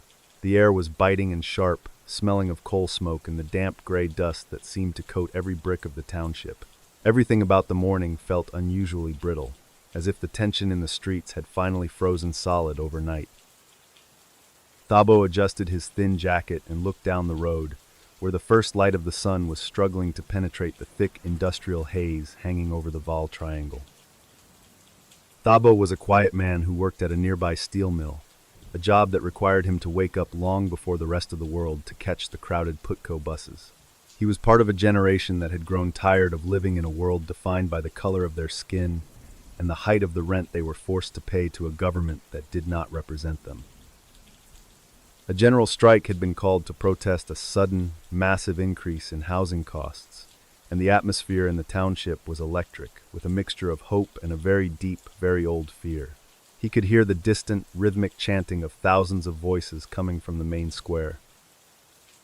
The streets of Sebokeng were a maze of small, identical houses and narrow dirt tracks that were now filling with people carrying handmade signs and chanting slogans of defiance. Thabo joined the flow of the crowd, feeling the collective energy of a community that had finally reached its breaking point. There were no masks or weapons in the hands of the protesters. There were only the tired faces of mothers, the determined glares of students, and the heavy, calloused hands of laborers like himself. The sound of their footsteps on the dry earth was a low, vibrating drumbeat that seemed to shake the very foundations of the township. As the sun rose higher, the golden light revealed a line of massive, armored vehicles parked at the edge of the residential zone. They were the Caspers, high-walled, yellow-painted trucks that looked like prehistoric predators designed for a desert war.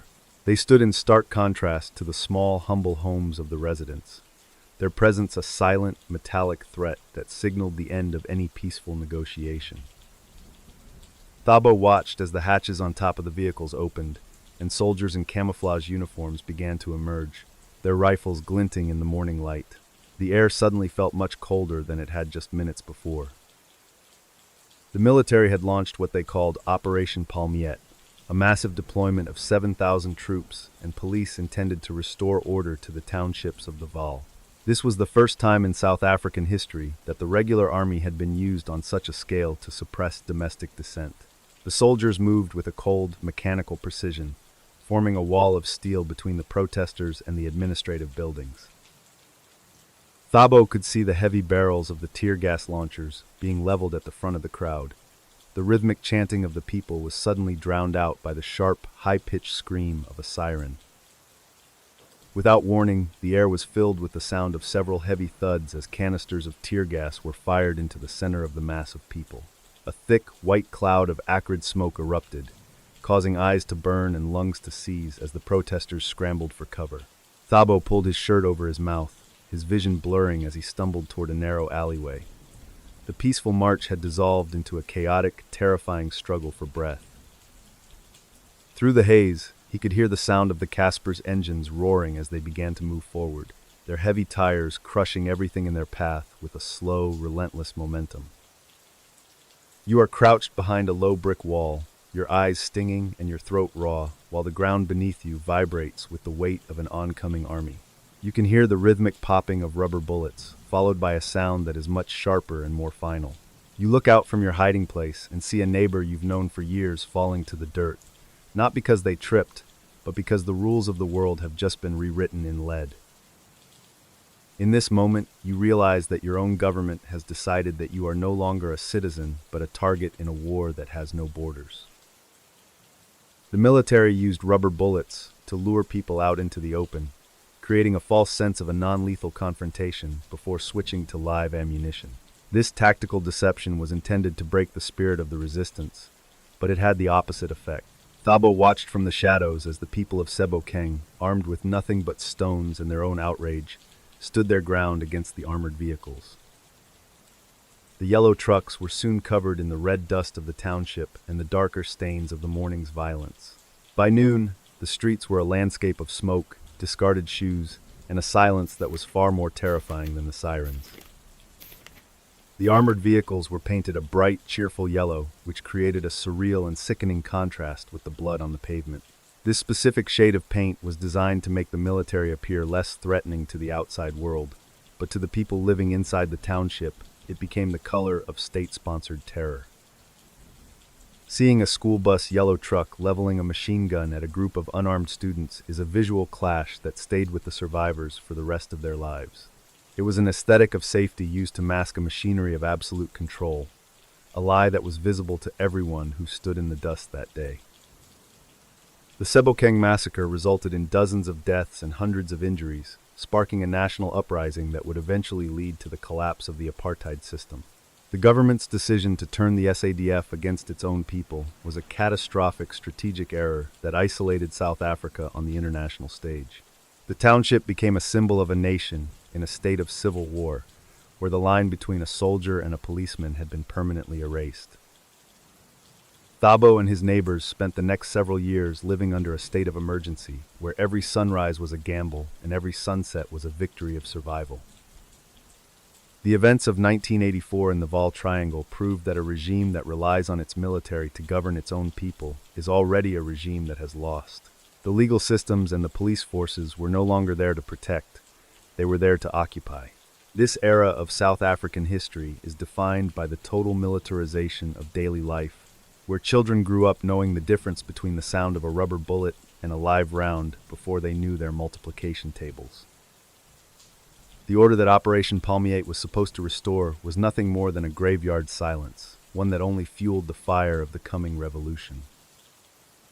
Walking the streets of a modern Sebokeng in 2026, where the yellow trucks have finally been replaced by heritage sites, Sebokeng has been incorporated into the larger metropolitan area of the Vaal, and many of the soldiers who participated in Operation Palmiet have stood before the Truth and Reconciliation Commission. However, the scars on the brickwork and the memories of the families remain vivid. The status shows that a new heritage site is being constructed at the location of the initial clash to honor those who fell in the 1984 uprising. The township is no longer a battlefield, but the lesson remains.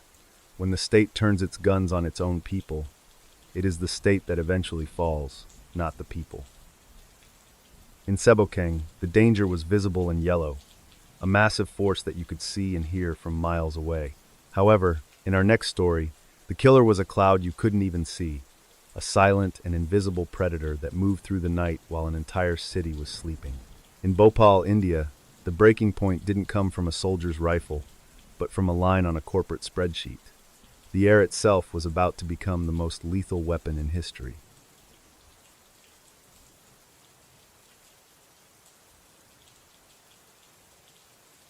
On the humid, stagnant night of December 2nd, 1984, in the densely packed neighborhoods surrounding the Union Carbide plant in Bhopal, 34-year-old Sanjay was finishing his late shift. He was a maintenance worker who lived in a small two-room house just a few hundred yards from the factory's towering silver tanks.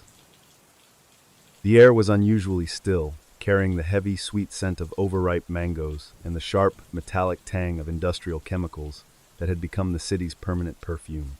Everything about the night felt suffocatingly normal, a quiet rhythm of a city of 1 million people settling into sleep. Sanjay walked through the narrow, unpaved alleys of the J.P. Nagar slum, nodding to neighbors who were sleeping on woven mats outside their doors to escape the indoor heat. The factory sat behind a high concrete wall, a massive landscape of pipes and valves that glittered under the yellow security lights, like a sleeping steel beast. Sanjay had worked there for 5 years and knew that the plant produced pesticides to help India's farmers, a mission that felt noble even if the pay was barely enough to keep his family fed. He reached his front door, unlaced his heavy work boots, and lay down beside his wife and 2 small children, listening to the distant, steady hum of the cooling fans. Inside the plant's control room, the atmosphere was far from peaceful. A group of operators noticed that the pressure in Tank 611, a massive underground vessel holding 42 tons of liquid methyl isocyanate, was beginning to rise at a terrifying rate. Methyl isocyanate, or MIC, is one of the most volatile and lethal chemicals known to man.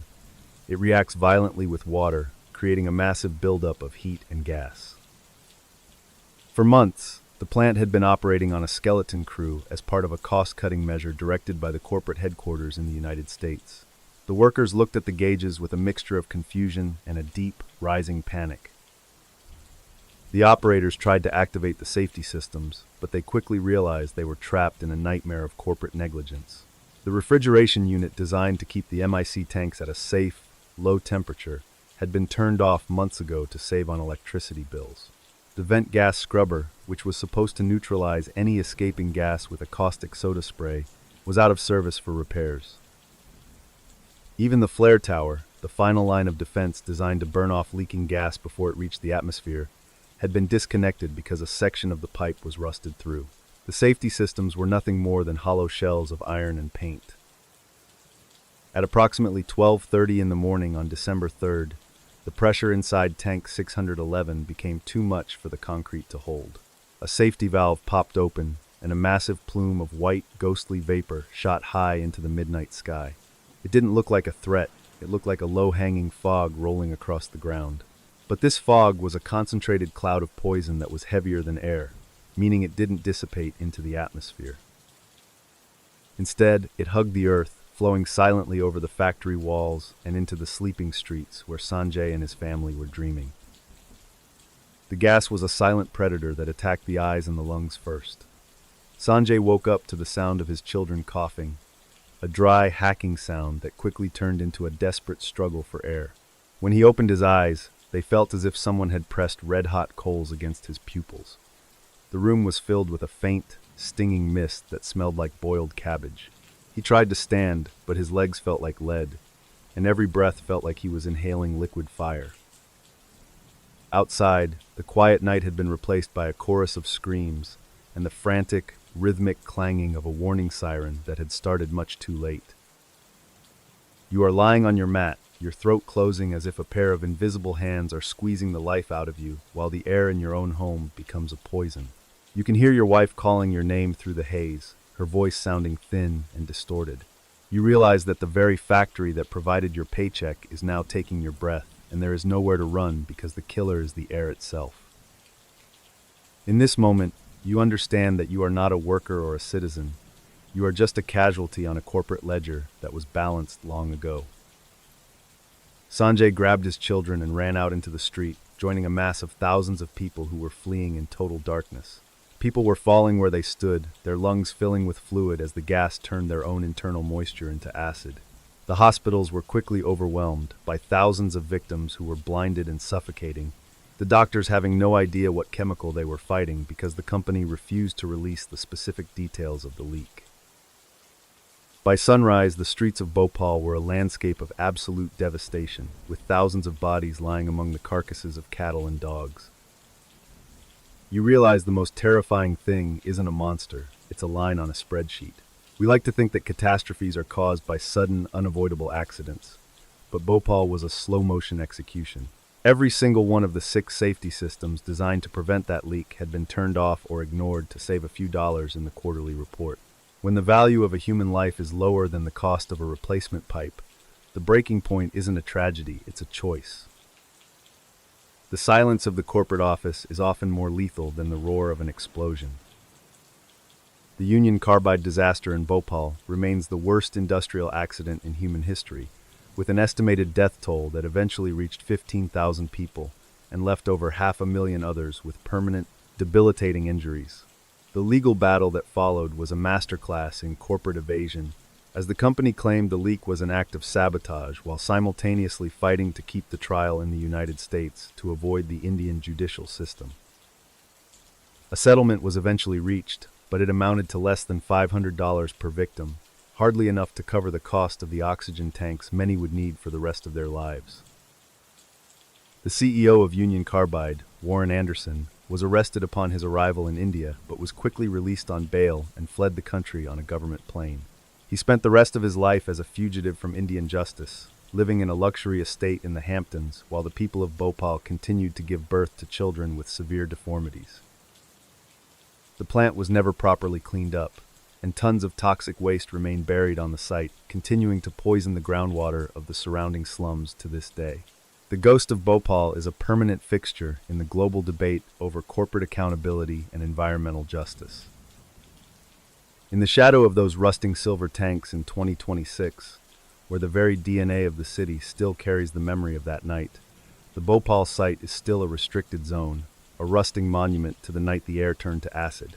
The status indicates that a new international legal effort has been launched to hold the successor company, Dow Chemical, responsible for the ongoing environmental cleanup. Medical researchers are still studying the long-term genetic effects on the 3rd generation of survivors, finding that the poison of 1984 is still written into the DNA of the city. The memory of the yellow cloud remains a chilling warning. When profit becomes the only metric, the breaking point is always closer than it looks. We go from a tragedy that claimed thousands in the heart of a city to a tragedy centered on a single tiny life on a cold Irish beach. That same year, 1984, the breaking point was not a chemical cloud, but a storm of human judgment and a failed investigation. In the county of Kerry, a baby was found in the sand, and the hunt for the mother would eventually expose a darkness that had nothing to do with poison gas and everything to do with the secrets we keep from one another.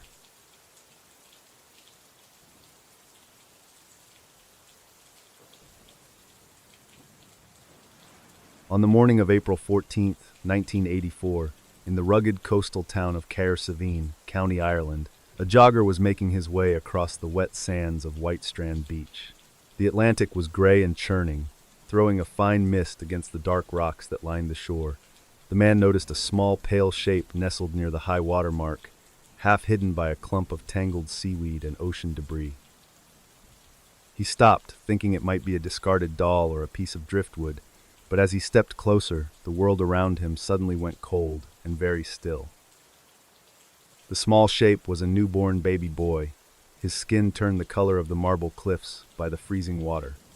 He had been stabbed multiple times with a sharp blade before being left to the mercy of the tide. There were no footprints nearby, and the only sound was the rhythmic crashing of the waves against the shore. The jogger didn't move for a long time, staring at the tiny life that had been discarded in such a lonely place. It was a sight that felt like a tear in the very fabric of the quiet, deeply religious community of Kerry. From my perspective as an investigator with the Gardaí, the case was an immediate, stinging insult to our sense of order. We were used to small-town disputes and the occasional theft, but a ritualistic killing of an infant on a public beach was something that defied our understanding of Irish life. We spent the first 48 hours scouring the hospital records and the local pharmacies, looking for any woman who had recently given birth in secret.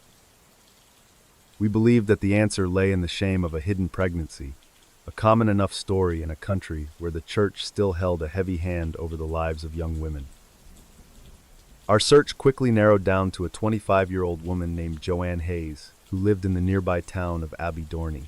Joanne was a quiet, hard-working woman who had been involved in an affair with a married man, a fact that was already a source of whispered scandal in her village. We learned that she had recently been pregnant and was no longer showing, yet there was no baby in her house and no record of a birth at the regional clinic. We convinced ourselves that we had found our mother, and with her, our killer. When we brought Joanne into the station, the atmosphere was thick with a self-righteous aggression. We didn't see a grieving woman. We saw a problem that needed to be solved to restore the reputation of the county. For hours, we grilled her under the harsh fluorescent lights, telling her that we already knew what she had done. We pushed and we prodded, using her own guilt about the affair against her, until she finally broke. She signed a confession, stating that she had killed the baby on the beach and thrown the weapon into the sea. We thought the case was closed, a triumph of local policing over a dark secret. However, the physical reality of the situation began to pull at the seams of our victory. While Joanne was in custody, she told us that she actually had given birth to a baby at her family farm, but that the child had died of natural causes shortly after. She said she had panicked and buried the body in a field behind her house. We sent a team to the farm, and to our absolute shock, they found the remains of a second baby buried exactly where she said it would be. We were suddenly standing in a world where there were 2 dead infants and only 1 suspected mother. You are standing in a cold, sterile laboratory, staring at a blood test result that makes your hands shake. You see clearly that the baby found on the beach has blood type A, while both Joanne Hayes and the man she was with have blood type O. It is a biological impossibility for her to be the mother of the child on the beach. You realize in this moment that the confession you fought so hard to get is a lie, and the woman you have been treating like a monster is actually mourning her own lost child. The walls of the station feel like they are closing in on your own shadow. The legal system, rather than admitting a massive error, doubled down on a theory that was almost surreal in its desperation. The state experts proposed the superfecundation theory, suggesting that Joanne had been pregnant with twins by 2 different men at the same time, and that the babies had 2 different blood types. It was a scientific longshot that had almost no basis in reality, but it was used to justify the continued harassment of the Hayes family. The investigation had stopped being about a dead baby and had become a trial of a woman's character and her perceived lack of morality. The Kerry Babies Tribunal was convened in 1985 to investigate the conduct of the police, but it turned into a public shaming of Joanne Hayes. She was questioned for 5 days about her private life, her sexual history, and her religious devotion, often being reduced to tears while the nation watched on television. The judges seemed more interested in her sinful behavior than in the fact that the police had coerced a false confession from a woman in deep physical and emotional distress. It was a moment where the state revealed its most judgmental and archaic face. I've spent a lot of time looking at these cases, and sometimes the truth is just too heavy for the world to hold. We like to think that justice is a clean, sharp blade that cuts through the lies, but in Kerry, it was more like a blunt instrument that bruised everyone it touched. We were so busy looking for a sinner to punish that we stepped right over the actual mystery of who left that child on the beach. Sometimes the loudest voices in the room are just trying to drown out the sound of their own mistakes. The charges against Joanne Hayes were eventually dropped, but the damage to her life and the reputation of the Irish police was permanent. The baby John found on the beach remained unidentified for over 30 years, his small grave in Cahersiveen becoming a site of quiet pilgrimage for those who felt the weight of the injustice. The case remains the most significant example of the Dark Ireland era, a time when the pressure to conform to social expectations was more powerful than the evidence of our own eyes. In 2018, the Irish government issued a formal, unconditional apology to Joanne Hayes for the appalling treatment she had received. Modern DNA testing finally proved once and for all that she was not the mother of the Cahersiveen baby. In 2021, as part of a cold case review, the Gardaí arrested a couple in their 60s in connection with the beach baby, but they were released without charge. The investigation into baby John is still technically active, using advanced genealogical mapping to find distant relatives of the infant.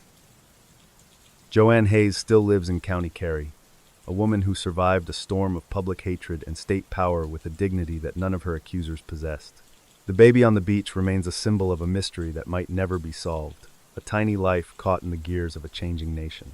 The cliffs of Kerry still stand against the Atlantic, and the waves still wash over the white strand, carrying away the footprints of the past while the secrets remain buried deep beneath the sand. As we reach the end of our journey tonight, from the damp forests of France to the silent halls of the Vatican, and finally here to the Irish coast, we see a recurring pattern. The breaking point is rarely a single event. It is the slow erosion of the things we trust. Whether it is a corporate spreadsheet in India or a police station in Ireland, the darkness only wins when we stop looking at each other as human beings. The light of the morning will be here soon, and the rain outside your window will eventually stop. Take a moment to check your locks, listen to the quiet of your house, and appreciate the safety that so many in these stories lost. I appreciate you sitting here by the fire with me tonight to remember these names and these places. If you found value in these accounts, please make sure you are subscribed so we can meet here again when the night grows long.